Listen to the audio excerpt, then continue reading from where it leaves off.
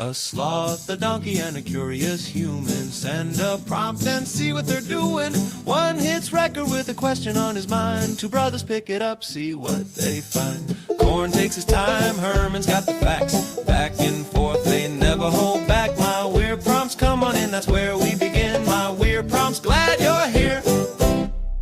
This episode was generated using artificial intelligence. Please verify facts.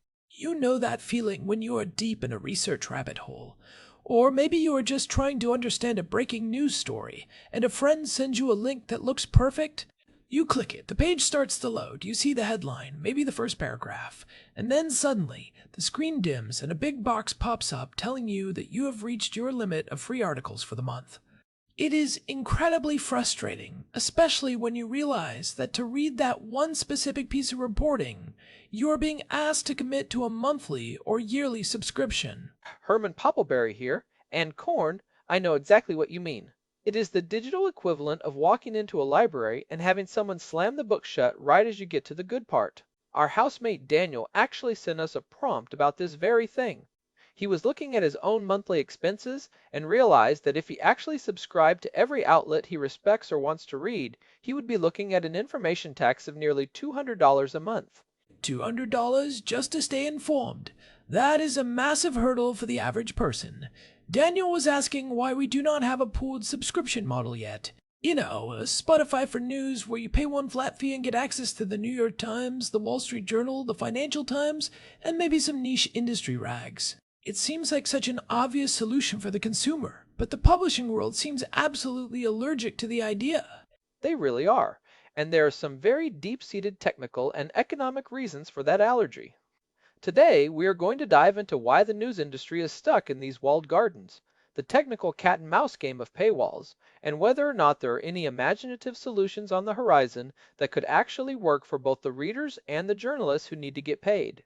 It is interesting because we have seen this shift towards subscriptions across the entire digital economy, but news feels different. If I subscribe to Netflix, I get thousands of movies. If I subscribe to a newspaper, I get one editorial perspective. To get a balanced view, which we always talk about, is so important. You practically have to be a millionaire or a professional researcher. And that creates a real problem for the public discourse. If the only people who can afford high-quality verified reporting are the wealthy, then everyone else is left with whatever is free. And usually what is free is either clickbait, heavy-handed propaganda, or low-effort aggregation. We actually touched on this back in episode 987 when we talked about reputation laundering. When high-quality information is gated, it is much easier for people with resources to control the narrative that the general public actually sees. Right, because the truth is hidden behind a $10 a month paywall, while the spin is blasted out for free on social media. But before we get into the social implications, let's talk about the math Daniel was pointing out. If a standard digital sub is $10 to $15 a month, and you want a local paper, 2 national papers, a tech site, and maybe a financial site, you are hitting $60 or $70 before you even blink. By the time you add in specialized trade publications, you are well over that $180 mark that some analysts are calling the full suite threshold. It is unsustainable for the individual. But from the publisher's perspective, they are looking at the wreckage of the last 20 years. They tried the ad-supported model, and they got absolutely slaughtered by Google and Meta. The cost per mil, or the amount they get for every 1,000 views, dropped so low that they could not support a newsroom on it. So they retreated into these walled gardens. They decided that a smaller number of loyal, high-paying subscribers was better than a massive audience of flyby readers who do not generate any revenue. But that creates a zero-sum game. They're all competing for the same pool of people willing to pay for news. If I have $20 a month for news, I pick 2 sites. Every other site is now dead to me. There is no middle ground where I can pay 5 cents to read one article that caught my eye. Well, let's look at the technical side of why that 5-cent article is so hard to pull off. People always ask, why can't I just pay a quarter to read this? The problem is the payment processing. If you use a credit card for a 25-cent transaction, the processing fee might be 30 cents plus 3%. The publisher literally loses money by letting you pay them.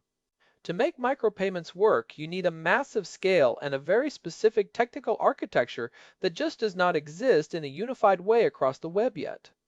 So instead, they build these increasingly sophisticated walls. I have noticed that the old tricks do not work anymore. You used to be able to just open a link in incognito mode or hit the escape key before the paywall loaded. Now, that almost never works.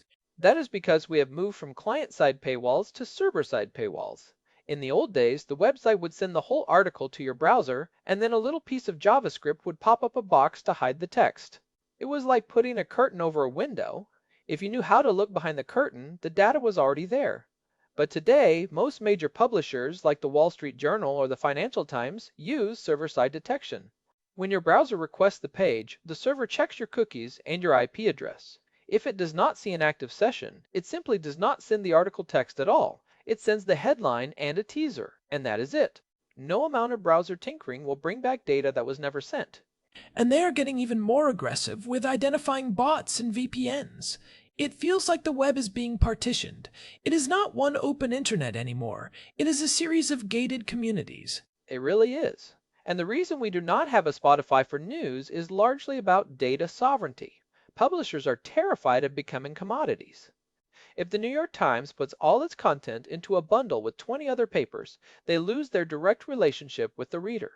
They do not get the email address, they do not get the detailed tracking data, and they do not get to upsell you on their cooking app or their games. They become just another line item in someone else's spreadsheet. It is the same thing we saw with the music industry, though. The labels hated Spotify at first because they lost control. But eventually, the piracy problem got so bad that they had to say yes to something. You would think the news industry would reach that same breaking point. You would think so, but the power dynamic is different. In music, a few major labels control almost everything. In news, you have thousands of independent entities with wildly different business models. Getting them to agree on a revenue-sharing formula is a nightmare. How do you value a 3,000-word investigative piece versus a quick update on a sports score? If you have a pool of subscription money, does it get distributed by clicks? If so, you are just incentivizing clickbait all over again, which is exactly what the subscription model was supposed to save us from. That is a great point. If you pay for the bundle, and the bundle pays the publishers based on views, the publishers are going to go right back to the sensationalist headlines and the rage bait that gets the most hits. It destroys the incentive for deep, slow journalism. We saw this with Apple News Plus and a service called Scroll, which was actually quite clever. Scroll allowed you to pay a monthly fee, and in exchange you got an ad-free experience across a bunch of different participating sites. But it struggled because it could not get enough of the heavy hitters to join. The big publishers felt that they could make more money by keeping their users in their own ecosystem. It is also a technical nightmare for cross-domain authentication. If I am logged into a bundle service on Site A, how does Site B know I am a legitimate subscriber without me having to log in again, or allowing Site B to track my every move across the whole bundle? That is the technical hurdle that Daniel was hinting at. We do not have a universal API for news access. Every publisher has their own proprietary stack. To make a bundle work, you either need a centralized middleman who tracks everything, which is a privacy nightmare, or you need a new decentralized protocol for identity. Well, let's talk about those potential solutions. You mentioned decentralized protocols. Are there actually people working on a way to verify a subscription without handing over all your personal data to every site you visit? There are some really interesting experiments in the decentralized space, specifically using what are called zero-knowledge proofs, or ZKPs. The idea is that you could have a digital wallet that holds a token proving you have paid for a news bundle. When you visit a website, your browser can provide a cryptographic proof that you own that token without ever revealing your identity or even which bundle you belong to. The server sees the proof, verifies it is valid, and serves the content. It solves the privacy issue and the authentication issue at the same time. That sounds like a dream. But how do you get the Wall Street Journal to accept a token from a random crypto wallet? That is the political and economic hurdle.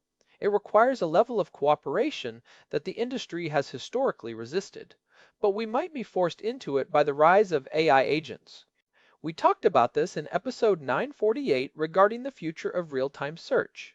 As these large language models become our primary way of interacting with the web, they are essentially acting as our agents. If my AI agent can go out, read 5 different paywalled articles, and summarize them for me, the publisher gets 0 clicks and 0 revenue. Right, the AI is effectively bypassing the paywall's intent, even if it is technically reading the page as a user. This is where the tension is really going to boil over. If the publishers do not find a way to let humans and their agents access content in a way that pays the bills, they're going to find themselves completely cut out of the loop. And that brings us to something that happened earlier this year, the News Integrity Act of January 2026. It is a piece of legislation that is still being debated in various forms, but the core idea is to mandate a standard for how publishers share their data with AI companies and search engines. Part of that discussion involves creating a framework for collective licensing. Basically, the government might eventually step in and say, if you want to be indexed by these massive AI models, you have to participate in a shared ecosystem that allows for fair compensation and user access. It is a bit of a heavy-handed approach, but maybe it is the only way to break the gridlock. I mean, look at how we handle cable television, or even the way radio royalties work. There are central clearinghouses that manage the complexity, so the individual does not have to. Why can't we have that for digital text? One of the biggest fears is that a centralized clearinghouse for news would give too much power to whoever runs it. Imagine if a government-backed entity or a massive tech company like Google was the one deciding how much every article is worth. The potential for bias or for silencing dissenting voices is enormous. If you are a conservative outlet or a niche independent journalist, and the central bundle manager decides your content does not meet their integrity standards, you are effectively cut off from the main revenue stream of the entire internet. That is a very real concern, especially given the current political climate. We have seen how fact-checking and integrity can sometimes be used as a cover for simple ideological suppression. If a unified paywall becomes the only way to survive, then whoever controls that paywall controls the press. That is why I am more interested in the decentralized models we were talking about. If the protocol is open and neutral, like the underlying protocols of the internet itself, then no single entity can gatekeep the content. But building that is a massive undertaking. In the meantime, we are seeing some imaginative proposals that move toward what people are calling content as a service, or CAS. How does that differ from just a regular subscription? Think of it like a micro-asset model. Instead of subscribing to a brand, you are subscribing to a topic or a specific journalist. There are platforms now that allow you to follow a specific beat, and your monthly fee gets distributed to whoever you are actually reading, regardless of which publication they work for. It treats the article as a micro-asset rather than the newspaper as a destination. I like that. It reflects how people actually consume news today. Most people do not go to one homepage and stay there. They follow links from social media or newsletters. They are following the story, not the masthead. Precisely. But the legacy publishers hate it because it erodes their brand. They want you to think of yourself as a New York Times reader, not just someone who happens to be reading an article about battery chemistry that happens to be on their site. They want the loyalty, not just the transaction. It is a bit of a pride issue, honestly. They are clinging to an old-world model of prestige that is being eroded by the sheer volume of information available. I mean, look at the enterprise-level tools Daniel mentioned, like Meltwater or Cision. These are PR tools that cost thousands of dollars a year, and they essentially provide exactly what we are talking about. They aggregate content from everywhere, bypass the friction, and give the user a clean feed. Right, those tools work because they pay massive licensing fees to the publishers. They are willing to pay for the convenience of not hitting paywalls because for a PR firm or a hedge fund, time is more expensive than the subscription. The publishers are happy to take that money because it is a high-margin, stable business. But they are terrified of offering that same convenience to the general public at a lower price point because they fear it will cannibalize their existing high-value subscribers. It is the classic innovator's dilemma. They are so focused on protecting their current revenue that they are missing the chance to build a much larger, more sustainable market. If they made it easy and cheap to read anything, they might find that 10 times as many people are willing to pay. And that is the tragedy of it. Most people want to support journalism. They know it is important. They do not want to use shady browser extensions or look for archived versions of pages. They just want a fair price and a smooth experience. When you make it difficult, you drive people toward the low-quality free stuff, which we know is a recipe for social fragmentation. We should talk about the reputation laundering angle again, because I think it fits here perfectly. When you have these high paywalls, the only people who can see the full, unvarnished truth are the ones with the money to pay for it. If there is a story about a powerful person doing something unethical, and it is behind a $15 a month paywall, how many people are actually going to see it? Meanwhile, the powerful person can hire a PR firm to flood the free internet with positive stories and SEO-optimized fluff. The paywall becomes a shield for the wealthy. That is a profound point, Korn. The paywall inadvertently helps the people who have the most to hide. If the official record is gated, then the unofficial and often manipulated record becomes the default truth for 80% of the population.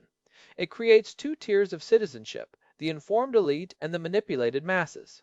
That is a dangerous place for a republic to be. So, what are the actual takeaways for our listeners who are struggling with this? Because I know I am tired of having 40 different passwords and seeing 40 different charges on my credit card statement every month. Well, first, I think we have to recognize that the all-you-can-eat model for news probably won't come from the publishers themselves. It will likely come from the browser or the device level. We are already seeing Apple and Google try to bake these news passes into their operating systems. While it is convenient, we have to be careful about giving those tech giants even more control over what we read. Right. If my phone is my news aggregator, then Apple gets to decide what is news and what is misinformation. We are back to the gatekeeper problem. My advice to listeners is to look for open access initiatives. There are more and more nonprofit newsrooms that operate on a pay what you can or membership model where the content remains free for everyone, but those who can afford it support it. ProPublica is a great example of this. Supporting those models helps keep the information commons healthy. I also think there is a case for being more intentional with our subscriptions. Instead of subscribing to 5 different general news sites, maybe pick one and then use the rest of your budget to support independent journalists on platforms like Substack or even niche industry sites. It is more work, but it ensures your money is actually going to the people doing the work you value. And for the technical side, I think we should keep an eye on the development of these decentralized identity tools.